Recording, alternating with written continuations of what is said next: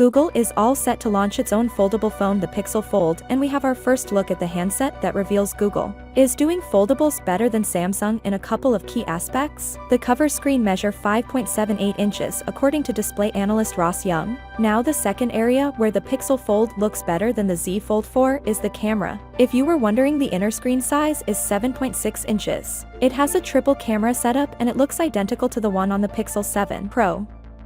The Pixel Fold has gigantic bezels inside, and hey, Google 2016 just called they want their bezels back. Google could have just used a punch hole camera inside, but this just doesn't look good because we are way past the bezels at this point. But the another good thing is the selfie camera is not going to suck because it's not the crappy under display camera.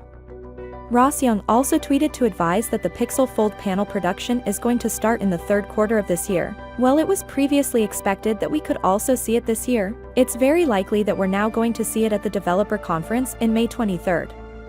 When you open it up, you can see it's a full screen display with no punch holes, but there is a pretty big bezel on the top and the bottom, as well as some thickness to the sides. There is in fact a selfie camera for the main display, but it's placed within the top bezel rather than being a punch hole camera or under display. Now we've also got dual speakers thanks to a speaker on both the top and the bottom of the phone. Then we've also got a fingerprint scanner on the power button. Google are finally set to release it, and it's coming in May 2023. John Prosper say the Pixel Fold is coming at $1,799 insane price, which is the starting price of Samsung Z Fold 4 as well.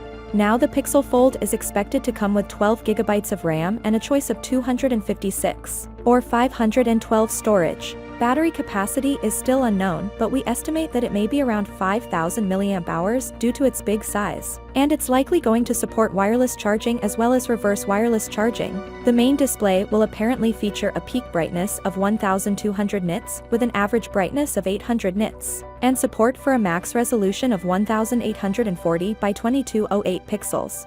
So, without being said, let me know your thought in the comment below, and if you are new here, please subscribe. Peace out.